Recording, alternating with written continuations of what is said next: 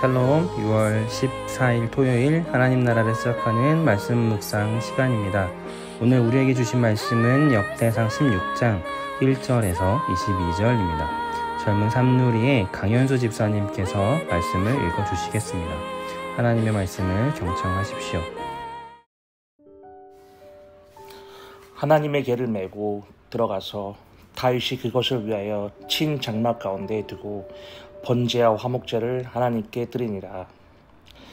다윗이 번제와 화목제 드리기를 마치고 여호와의 이름으로 백성에게 축복하고 이스라엘 무리 중 남녀를 막론하고 각 사람에게 떡 한 덩이와 야자 열매로 만든 과자와 건포도로 만든 과자 하나씩을 나눠 주었더라. 또 레위 사람을 세워 여호와의 궤 앞에서 섬기며 이스라엘의 하나님 여호와를 칭송하고 감사하며 찬양하게 하였으니 아삽은 우두머리요 그 다음은 스가랴라. 여이엘과 스미라목과 여이엘과 마띠디아와 엘리압과 분야와 오베데돔과 여이엘이라. 비파와 수금을 타고 아삽은 재금을 힘있게 치고 제사장 분하나와 야하시엘은 항상 하나님의 언약궤 앞에서 나팔을 부니라. 그날에 다윗이 아삽과 그의 형제를 세워 먼저 여호와께 감사하게 하여 이르기를 너희는 여호와께 감사하며 그의 이름을 불러 아뢰며 그가 행하신 일을 만민 중에 알릴지어다. 그에게 노래하며 그를 찬양하고 그의 모든 기사를 전할지어다. 그의 성호를 자랑하라. 여호와를 구하는 자마다 마음이 즐거울지로다. 여호와와 그의 능력을 구할지어다. 항상 그의 얼굴을 찾을지어다. 그의 종 이스라엘 후손 곧 택하신 야곱의 자손 너희는 그의 행하신 기사와 그의 이적과 그의 입의 법도를 기억할지라. 그는 여호와 우리 하나님이시라. 그의 법도가 온 땅에 있도다. 너희는 그의 언약 곧 천대에 명령하신 말씀을 영원히 기억할지어다. 이것은 아브라함에게 하신 언약이며 이삭에게 하신 맹세이며 이는 야곱에게 세우신 율례 곧 이스라엘에게 하신 영원한 언약이라. 이르시기를 내가 가나안 땅을 내게 주어 너희 기업의 지경이 되게 하리라 하셨도다. 그때 너희 사람 수가 적어서 보잘것없으며 그 땅에 객이 되어 이 민족에게서 저 민족에게로 이 나라에서 다른 백성에게로 유랑하였도다. 여호와께서는 사람이 그들을 해하기를 용납하지 아니하시고 그들 때문에 왕들을 꾸짖어 이르시기를 나의 기름 부은 자에게 손을 대지 말며 나의 선지자를 해하지 말라 하셨도다. 다윗은 하나님의 궤를 따로 준비해 놓은 장막 가운데 두고 번제와 화목제를 드립니다. 하나님께서 출애굽기 시내산에서 장막을 지으라 하신 그 규례를 따랐고 레위기를 통해 주신 번제와 화목제 규례를 따름을 보여줍니다. 출애굽기 40장 성막을 완성한 뒤 모세가 하나님께 드린 제사의 모형을 동일하게 따랐음도 오늘 말씀은 보여줍니다. 이는 하나님의 언약 백성으로서 다윗과 이스라엘 백성이 정체성을 회복함을 의미합니다. 사울의 시대에 상실했던 그 정체성을 다윗은 자신이 왕이 되어 회복시켜줍니다. 하나님의 규례와 법도를 따르는 백성, 하나님이 우리의 주인 되시고 우리가 그분의 자녀 되심을 고백하는 백성, 그것을 가장 명확하게 보여주는 행위가 바로 예배입니다. 다윗이 드린 이 예배의 장면은 자신들의 정체성이 무엇인지를 보여줍니다. 오늘날 우리가 드리는 매주일의 예배 역시 마찬가지입니다. 예배는 우리가 무언가를 얻기 위한 거래도 아니고 아군을 막기 위한 액땜의 역할도 아닙니다. 예배는 우리가 하나님의 자녀됨을, 주님이 우리의 주인 되심을 가장 명확하게 보여주는 행위입니다. 이것은 우리가 예배를 넘어 모든 삶의 영역에서 하나님의 규례와 법도를 지키며 그분을 따르는 백성, 하나님 나라의 자녀됨의 고백이자 선언입니다. 이어진 장면은 그래서 그 예배가 무엇인지를 보여줍니다. 2절 말씀을 보면 다윗이 번제와 화목제 드리기를 마치고 여호와의 이름으로 백성에게 축복하고 이스라엘 무리 중 남녀를 막론하고 각 사람에게 떡 한 덩이와 야자 열매로 만든 과자와 건포도로 만든 과자 하나씩을 나누어 주었더라 말씀합니다. 예배는 하나님의 풍성한 은혜를 사람들과 함께 나누는 것입니다. 하나님의 예배는 단순히 영적인 행위의 차원이 아닌 실제적인 행위입니다. 영적인 공급뿐 아닌 실제 육체적인 배고픔을 채워주는 행위입니다. 또한 예배는 예배를 드린 당사자를 넘어 주변으로 그 은혜가 흘러 넘치는 사건입니다. 나의 주변을 돌아보지 않는 예배, 나의 배를 채우기에 급급한 예배자의 모습은 바람직하지 않습니다. 이는 내일 또 예배의 자리로 나가는 우리의 모습을 되돌아보게 합니다. 우리의 예배는 과연 우리만을 위한 일인가요? 아니면 우리의 예배, 우리의 드려진 헌금이 예배를 드리는 모두에게 풍성한 잔치가 되며 교회를 넘어 우리 주변의 사회와 이웃들에게 풍성한 은혜를 공급해주는 가는 길로 가는 통로의 예배가 되는 건가요? 두 번째로 7절 이하 다윗은 아삽과 그의 형제들을 세워 하나님을 찬양하게 했습니다. 현재적 배고픔을 채워주는 은혜를 넘어 하나님의 초월적이시고 우주적인 은혜에 대해 찬양하며 그 은혜로 사람들을 초대합니다. 그리고 그 은혜를 보고 듣고 누리게 합니다. 8절 메시지 성경으로 보면 하나님께 감사하여라. 그분의 이름을 소리쳐 불러라. 온 세상에 그분이 어떤 분이신지 어떤 일을 하셨는지 알려라 고 말씀합니다. 예배의 두 가지 측면, 실제적으로 먹을 것을 모든 이들과 나누고 하나님의 우주적인 창조 가운데 허락하신 은혜를 들려주며 보게 하는, 또 누리게 하는 이 예배, 이것을 하나님께서는 우리에게 요구하십니다. 주 안에서 한껏 즐겨라. 하나님께 환호성을 질러라. 주 안에서 기뻐하라. 이것이 예배를 드리는 우리를 향한 하나님의 바램이자 하나님의 뜻입니다. 신령과 진리로 드리는 예배를 추구하는 교회, 우리의 슬로건입니다. 오늘 다윗의 예배의 모습과 같은 예배, 이 예배가 이 슬로건에 걸맞게 오늘, 아니 내일 드려지는 우리 예배 가운데 임하기를 소망합니다. 그 은혜 안에 풍성함을 얻고 풍성함 가운데 기쁨과 누림이 있기를 소망합니다. 내일 드려질 예배를 기대하심으로 또 예배를 준비하는 이들이 다윗과 같이 온전함으로 예배를 준비할 수 있도록 오늘 함께 기도해 주시면 좋겠습니다. 함께 이 시간 기도하겠습니다.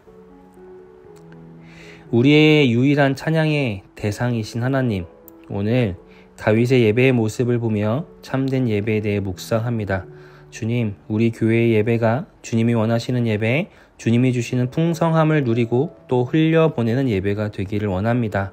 내일 온전함으로 우리 모두가 예배의 자리에 나올 수 있도록 우리 우신교회 성도들과 예배를 준비하는 이들을 주님 붙잡아 주시옵소서.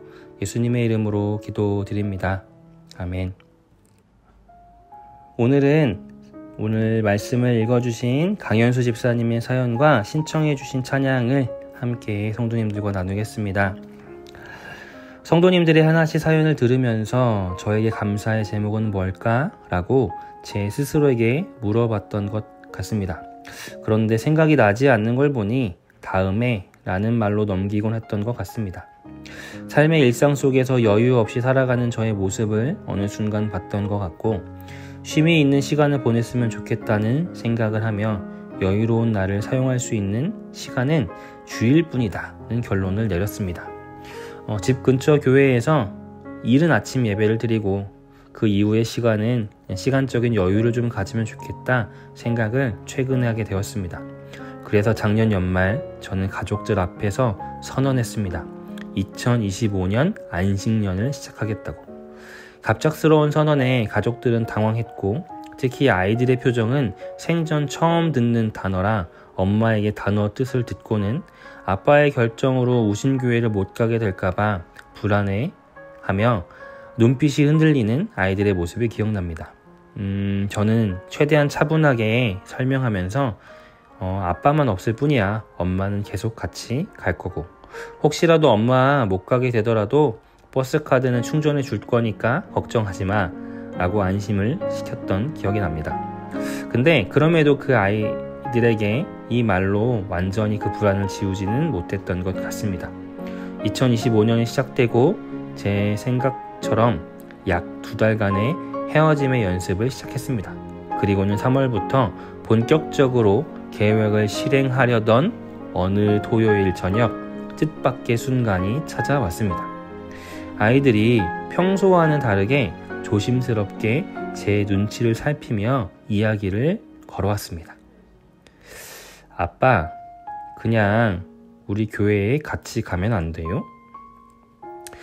평소 교회에서도 부모를 찾지 않고 잘 지내던 아이들이었기에 이해가 잘 되지 않았습니다. 그래서 왜 그런 말을 했는지 물어봤는데 아이들의 대답은 간단했습니다. 그냥 아빠랑 같이 가는 게 좋은 것 같아요. 이 한마디에 저의 안식년 계획은 계획으로만 남게 되었습니다. 그리고 저희 가족은 함께 교회에 예배 드리러 지금도 오고 있습니다. 아이들과 함께하는 예배 시간은 그 자체로 제게 안식이 되어 주었고, 내가 찾던 여유로움은 다른 곳이 아닌 바로 여기에 있구나는 고백을 하면 아름답지만 언젠가 갈 수 있는 안식년을 한켠에 또다시 꿈꾸고 있기도 합니다. 한 아이를 키우는데 온 마을이 필요하다라는 아프리카 속담처럼 우리 아이들은 우신교회 공동체에서 성도님들의 사랑을 받고 자랄 수 있었습니다. 이것에 참 감사드립니다. 오늘 그래서 함께 듣고 싶은 찬양은 키즈누리에서 자주 불렀던 표대를 향하여입니다. 키즈누리실에서 신나게 찬양하는 우리 다음 세대 아이들의 모습이 떠올랐습니다. 이렇게 사연 보내주셨습니다. 오늘 본문과 딱 맞는 찬양 선곡인 것 같습니다. 우리 안에 진정한 안식은 물리적인 쉼이 아니라 하나님 안에서 주님이 주신 은혜를 누리고 그것에 기뻐하며 즐거워하며 함께 찬양하고 기뻐 뛰는 것인 것 같습니다.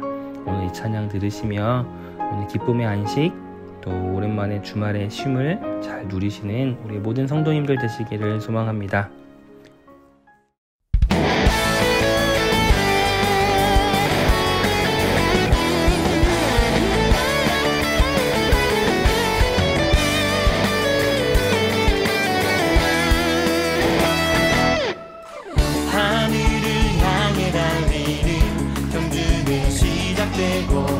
내 안에 새긴 넌 주님의 선수 교대를 향하여 하나님의 부르심 받아 즐거이 전진하네.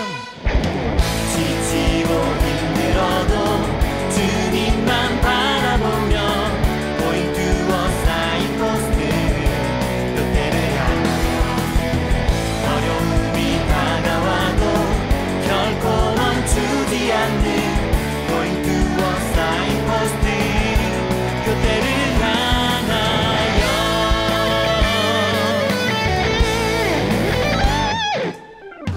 하늘을 향해 달리는 경주는 시작되고 내 안에 새긴 넌 떠난 주님의 선수 교대를 향하여 하나님의 부르심 받아 즐거이 전진하네.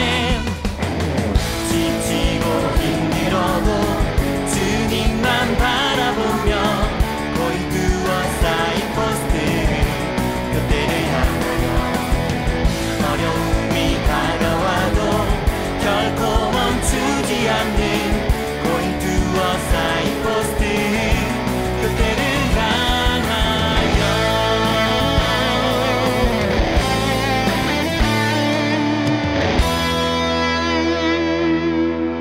지치고 힘들어도 주님만 바라보며 Going to a signpost 교대를 향하여 어려움이 다가와도 결코 멈추지 않는